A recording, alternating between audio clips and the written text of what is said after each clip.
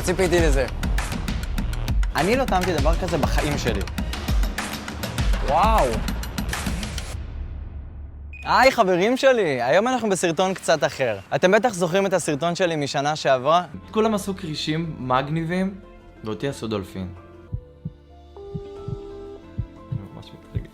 אז כמו שנה שעברה, גם השנה, יוטיוב במסגרת הפרויקט Creator for Change חברו למשרד המשפטים, החליטו לעשות פרויקט משותף שעוסק בסובלנות. יחד הם בחרו 10 יוטיוברים לפרויקט מיוחד, פרויקט קצת אחר. בו כל יוצר פוגש מישהו שיש לו סיפור מיוחד שכולכם חייבים לשמוע. סיפור שאנחנו חייבים ללמוד ממנו סובלנות. אז אני לקחתי את הפרויקט הזה למקום שלי, וכמו שאתם מכירים אותי, אני מתעסק בכינוחים. אז חשבתי למה לא לנסוע לצפון ולמצוא את המקומות הטובים ביותר בכפרים שאנחנו לא מגיעים אליהם ביום-יום. סופר מתרגש לצלם את הסרטון הזה ולאכול מכל הדברים הטובים שיש למקומות הקטנים האלה להציע. איפה תאכלו כנאפה מושחתת עם גלידה ושוקולד שצילום שלה ישגע לכם את האינסטגרם? איפה תמצאו את הבסבוסה הסודית המומלצת בישראל? מה זה פחפחינה? ואיך מכינים מלאבי שחור? רק מלהגיד את כל המשפטים האלה נעשיתי סופר רעב. קדימה, בואו נתחיל.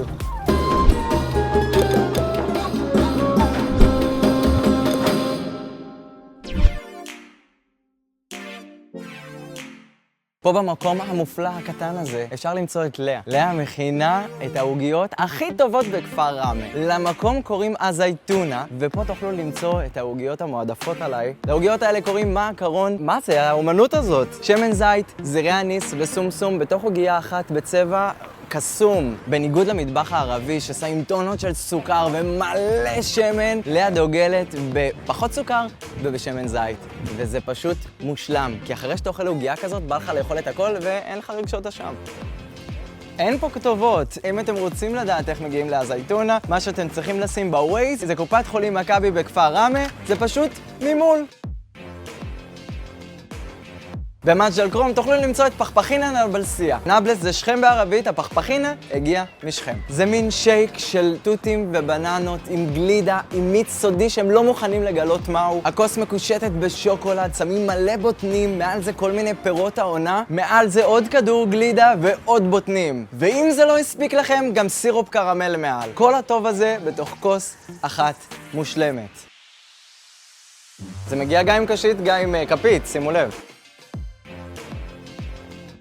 לא ציפיתי לזה, זה חמצמץ, טעים. כאילו כל הדברים הכי טובים בעולם בתוך כוס אחת, גם הגלידה מעולה. אין שמות לרחובות, אין מספרי דירות, את הכתובת תוכלו למצוא אם תכתבו בווייז, בנק מרקנטיל, מג'ד אל-כרום, זה פשוט נמצא ממול.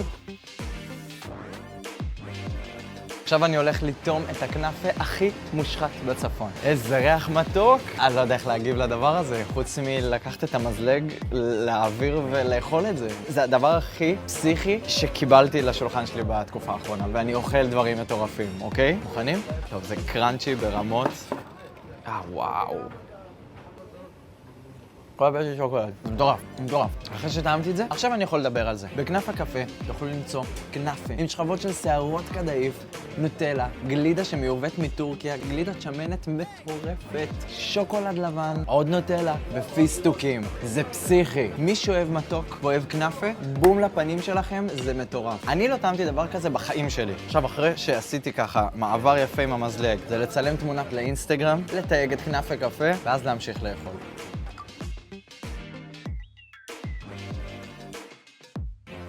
בממתקי אל-סראיה, בכפר ירקה, תוכלו למצוא את הבקלאווה הטובה ביותר באזור. אנשים מגיעים ממרחקים כדי לטעום את הבקלאוות פיסטוק המטורפת הזאתי. הכל שים פה מאחורה, וזה וואו, וואו, וואו. כמות הפיסטוקים הירוקים. וואו! השכבה התחתונה ספוגה בסירופ, שכבת פיסטוקים, הדפים למעלה הם פחות מתוקים, והם נותנים איזה איזון ללמעלה, זה מטורף. ואם רוצים לשכלל את הבקלאווה הזאת, אפשר לשים באמצע גלידה, ואז זה בכלל הופך את זה למשהו חדש לגמרי. בנוסף, אתם יכולים למצוא פה גם את כל הבקלאוות הקטנות האלה עם שקדים, פיסטוקים, קשיו, שקדים. ציפיתי שזה יהיה יותר מתוק וזה מהמם. אחרי שאכלתם ארוחה פסיכית במסעדת אזבה, הקינוח שאתם הכי חייבים לאכול פה זה את הבסבוסה הסודית של מינרווה. חייבים. יש! את יודעת כמה חיכיתי לזה? את לא מבינה כמה חיכיתי לדבר המופלא הזה. אני אמרתי, אני רוצה לאכול בסבוסה. ביקשתי ממלא חברים המלצות. כולם חד משמעית אמרו לי, לך תטעם את הבסבוסה הסודית במסעדת אזבח. אני סופר מתרגש, אני חיכיתי לזה מלא זמן. וואי וואי, זה חם ויוצא מזה עדים. כזה מתוק. זה לא דומה לשום בסבוסה שטעמתי בחיים שלי. שום בסבוסה שטעמתי בחיים שלי. אנחנו רגילים לעשות את זה כזה יבש כזה, וזה נורא לח, ומלא טעם של קוקוס. זה לא אקסטרים מתוק, זה כאילו... טעים. זה היה כל כך טעים שביקשתי ממינרווה להיכנס איתה למטבח ולהכין איתה ביחד מלאבי, והמלאבי הזה לא הולך להישאר כמו שהוא, אני הולך לתת את הטוויסט שלי, את הטוויסט של הצבע, ולכן זה הולך להיות מלאבי שחור. הסיפור של מינרווה התחיל לפני 25 שנה, היא ובעלה פתחו את המסעדה, לא ידעה לבשל שום דבר, אז ממי למדת לבשל? חמותי כמובן. מה הדבר הראשון שהכנת? את הממולאים. תעלי גפן, עד היום את מכינה אותם? עכשיו פחות. למה כאילו, פחות? יש לי עזרה. כי זה מלא עבודה. את שומרת על כל המתכונים אותנטיים כמו שהם, עם אותם מרכיבים, אותם מרכיבים. אותם טכניקות הכנה. ממש. ראיתי גם את הקיריים, ואז זה ממש. אני מת על זה. מתרגשת, כי זה יוצא, אפילו לרדד את הבצק, אני כן. בידיים עדיין עושה את זה. מושלם. ואני במטבח שלך, עם כל הסירים והמחבטות אז יאללה, בואי נתחיל. אז יש לנו פה ליטר חלב. לקחנו ממנו איזה כוס וחצי. אנחנו צריכים להוסיף את הקורנפלואר, וזה קל. 60 גרם קורנפלור, שזה 6 כפות, 2 כפות סוכר, וזה בעצם בחלב שעדיין לא חיממנו, זה חלב קר. בדיוק. מברדים. מת על מברדים, שתדעי את זה. אני רואה שהוא מתחיל לזוז, אז ישר אני מביאה את ה... ועכשיו זה... עדיין יש 6. הנה, עולה. בדיוק. וואי. מתחיל לעלות, את מוסיפה?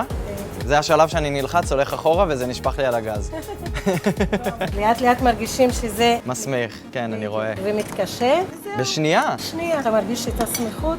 כן, זה נראה מעולה. זה מריח מצוין, המרקם, זה מרגיש כאילו יש בזה שמנת, ואין בזה שמנת, אין רק בזה. חלב. וואו. אנחנו מוזגים את זה לצלוחיות. זה מלחיץ אותי. אני במטבח שלך, אני נוגע לך בדברים. זה כיף. אוקיי, בסדר, אוקיי. לכמה זמן צריך להיות בקירור? מחצי שעה ומעלה. אוקיי, תוך חצי שעה זה כבר נהיה קשה. כבר מתקשה. אפשר להגיש. בדיוק. מושלם? אוקיי, בדרך כלל מלאבי עושים עם סירופ כזה שמוסיפים לו צבע מאכל אדום, מי ורדים, מוסיפים מעל קוקוס, בוטנים, זה הגרסה שאני מכיר. היום אנחנו הולכים לעשות גרסה אחרת לגמרי. להביא את זה לעולם הטרנדי של האינסטגרם, של הצבעים, לעשות את זה הרבה יותר קול. מלאבי קול. זה לא חשבתי שאני אגיד אי פעם, מלאבי מגניב. אנחנו הולכים לעשות מלאבי שחור. אז החלטנו לקחת כל מיני מרכיבים מהעולם הערבי ודווקא להשתמש בהם ולא להביא דברים חיצוניים.